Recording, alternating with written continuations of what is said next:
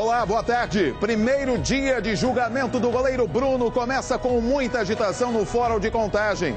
As primeiras horas de julgamento foram marcadas por um bate-boca. Você está vendo aí o Bruno chorando e sendo amparado por seus advogados. O primo do goleiro Bruno, o Jorge Rosa, uma das principais testemunhas no processo, foi dispensado pela acusação e defesa.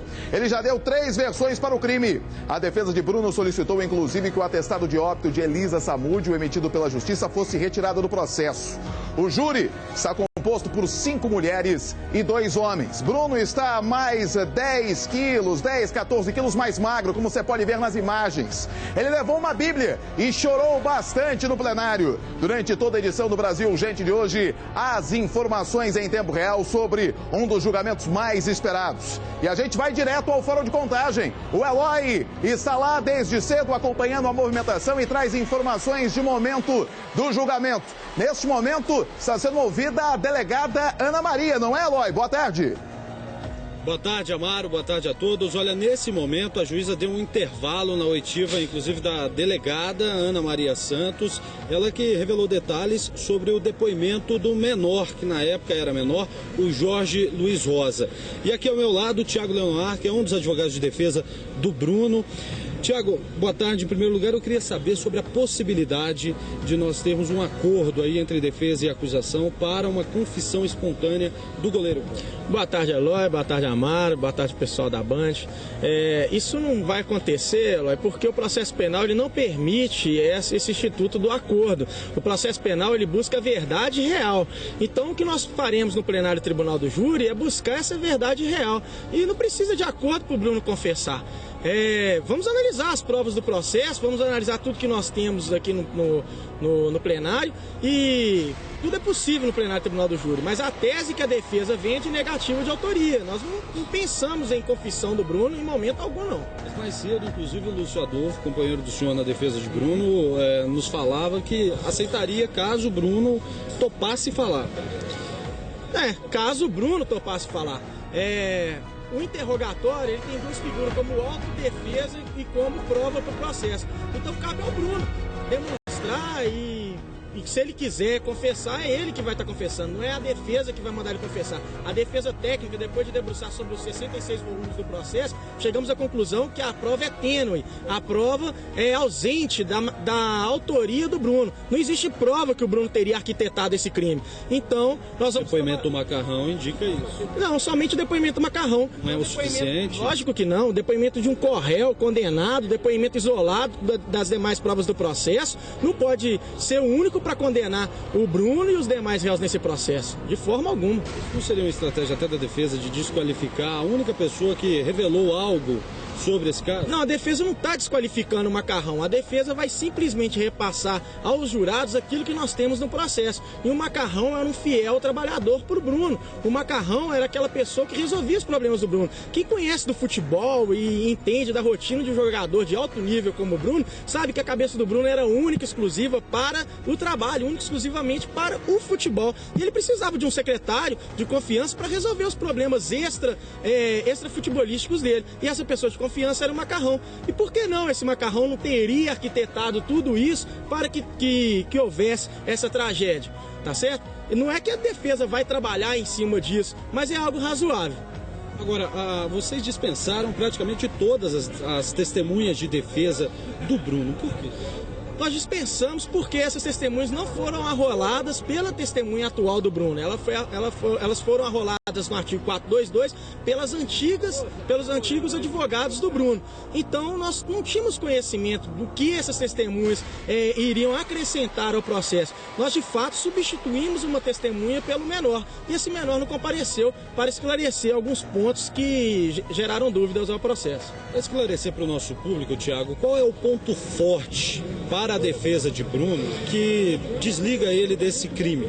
O ponto forte é público e notório, é a ausência de autoria, a ausência de provas. A prova é muito fraca, é muito tênue, na dúvida não se pode condenar ninguém. Isso seja num processo trabalhista, seja num processo de família, seja num processo administrativo. Na dúvida não se pode condenar, não se pode cercear a liberdade do sujeito na dúvida.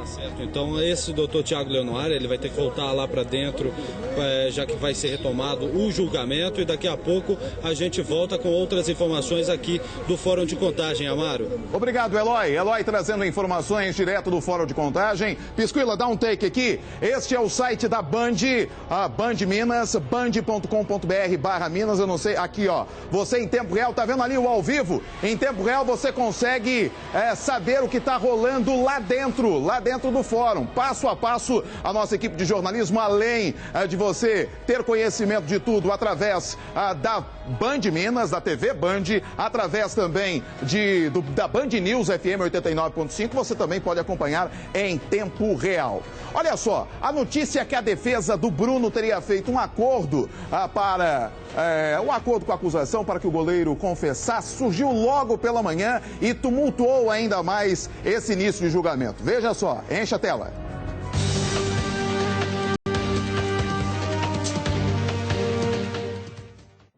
Um forte esquema foi montado para a escolta de Bruno Fernandes, da Penitenciária de Segurança Máxima Nelson Hungria, até o Fórum de Contagem, na região metropolitana de Belo Horizonte. O goleiro chegou ao local do julgamento por volta das 8 horas da manhã.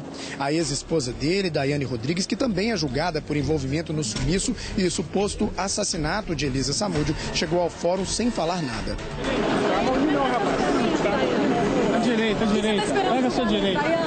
O goleiro Bruno responde por homicídio triplamente qualificado, ocultação de cadáver, sequestro e cárcere privado. Pela primeira vez, os advogados levantaram a possibilidade de um acordo, em que o ex-jogador do Flamengo confessaria a participação dele no crime.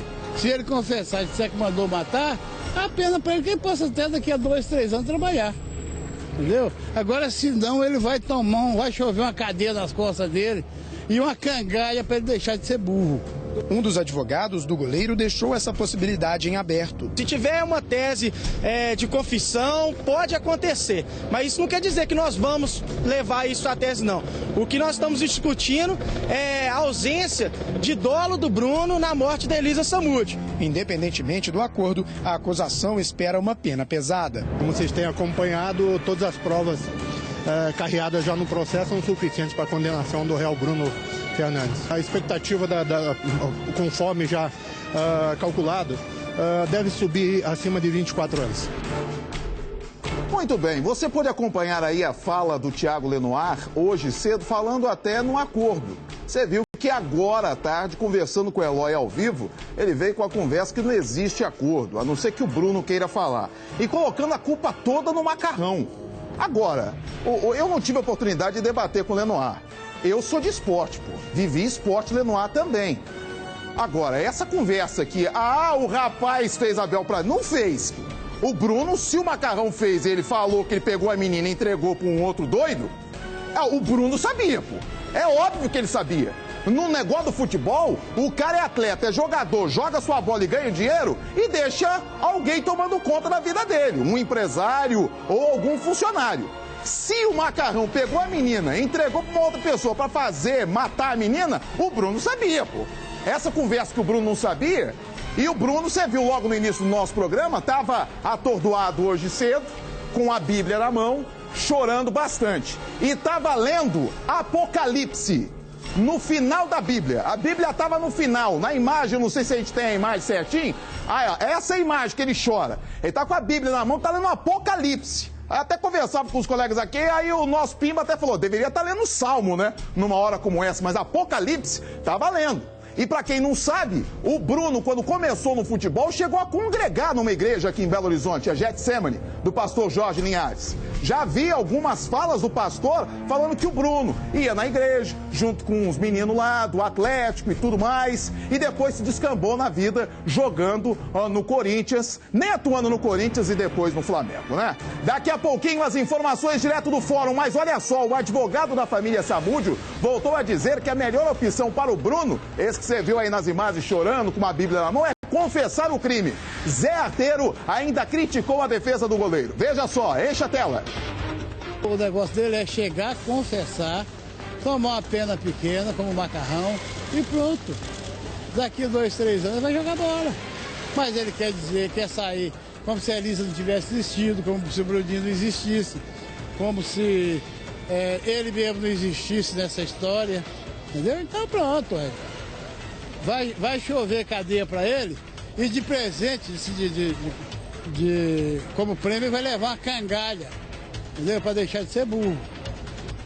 Aí o Zé Arteiro tá dizendo durante todo o dia, ou o Bruno confessa, ou, como no linguajar do Zé Arteiro, ele já preparou o óleo para fritar o Bruno todinho nesse julgamento que está acontecendo no Fórum de Contagem. Paulo Leite está comigo? Eu vou chamar o Paulo Leite agora? Paulo Leite está comigo, está no nosso estúdio, montado exclusivamente para esta cobertura, em frente ao Fórum de Contagem. Boa tarde, Paulo. Boa tarde, Amaro. Boa tarde, telespectadores do Brasil Urgente. Nós estamos aqui acompanhando o passo a passo desse julgamento, um julgamento que envolve todas as pessoas no Brasil inteirinho. E você há pouco falava das artimanhas e das estratégias dos advogados.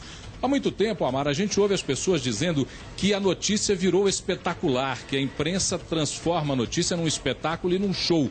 E o que nós estamos vendo hoje aqui é o espetáculo jurídico, é o espetáculo dos advogados. Eles estão transformando o caso Bruno num verdadeiro show. Ora dizem uma coisa, ora dizem o que disseram, e o mais grave eu reservei para falar para você agora.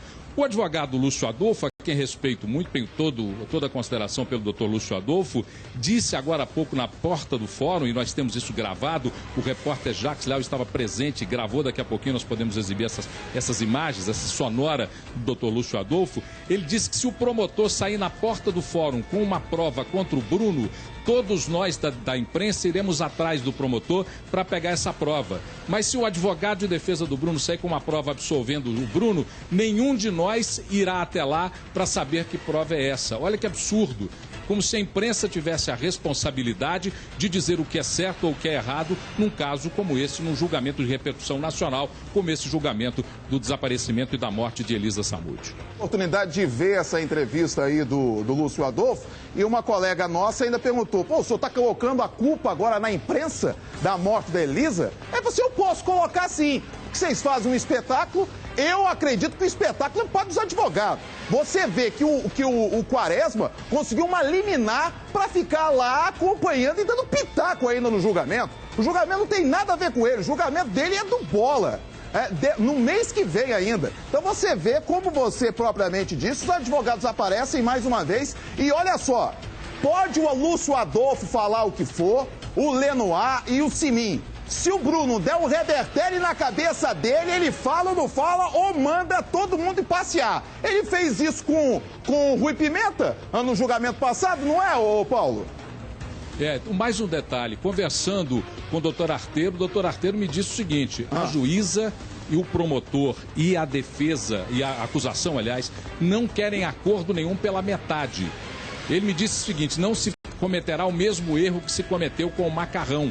Ou o Bruno faz a confissão completa, dizendo, como ele mesmo me disse, quem, quando, como, onde, por quê, ou não haverá acordo nenhum e o julgamento vai até o final. E você mesmo disse, ele já garantiu que ele está preparando o óleo, esquentando o óleo para fritar o Bruno. São palavras do próprio doutor Arteiro, que é advogado auxiliar de acusação.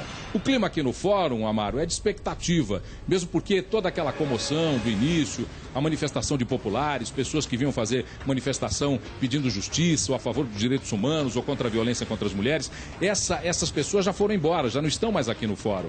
Agora no fórum permanecem os profissionais de imprensa e os advogados que entram e saem de dentro do tribunal de júri. Lembrando que aqueles que entram no tribunal de júri só podem sair depois da permissão da juíza Marixa. A juíza Marixa paralisou a audiência agora há pouco, o julgamento agora há pouco, porque tanto o promotor quanto o advogado Tiago Lenoir começaram a discutir em voz alta. E ela preferiu, então, chamar um intervalo para um lanche, segundo o que fiquei sabendo lá de dentro, para que os ânimos esfriassem e pudessem voltar à razão na história desse julgamento. É tudo por causa da redação da pauta. Parece que aí o Quaresma também e o Lúcio Adolfo começaram a reclamar quanto a essa redação, e aí o Henry veio conversar, falar sobre essa questão, a juíza também, e aconteceu essa confusão dos diabos, tanto que a juíza teve que segurar as ondas pelo menos por 5 minutos. O Eloy tem informações acerca do julgamento neste instante.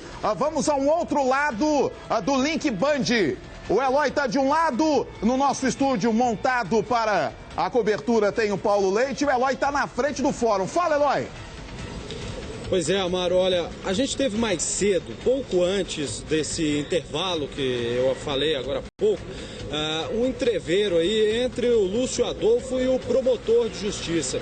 Segundo esse entreveiro, as informações que vêm lá de dentro da sala do júri, o promotor teria falado para Lúcio Adolfo que, abre aspas, o bicho vai pegar.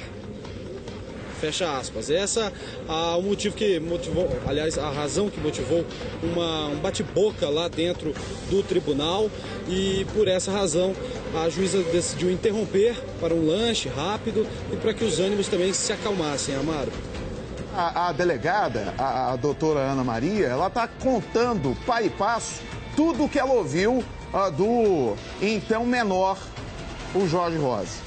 Tudo que ela ouviu, tudo que ela conseguiu extrair do depoimento do rapaz. Ele que não está sendo ouvido, mas a delegada está passando tudo que ele falou num primeiro instante, num primeiro momento, no primeiro depoimento. O rapaz falou 10 coisas ao mesmo tempo, pô. Na entrevista que deu à Globo, falou que o Bruno não sabia, depois que o Bruno sabia. Então é um menino complicado. O Lúcio Adolfo também, quando ele começou a criticar a imprensa, ele também falou sobre este detento, que também vai prestar testemunha, é uma das testemunhas que vai falar também sobre essa questão do Bruno ter dentro da cadeia falado sobre a morte da Elisa. A defesa de Bruno voltou a atacar a juíza Marixa Rodrigues e criticou a emissão do atestado de óbito de Elisa Samúdio. Disse ainda que o documento é ilegal. Para alguns juristas, o documento é legal. Para eles, é ilegal. Acompanhe só, enche a tela.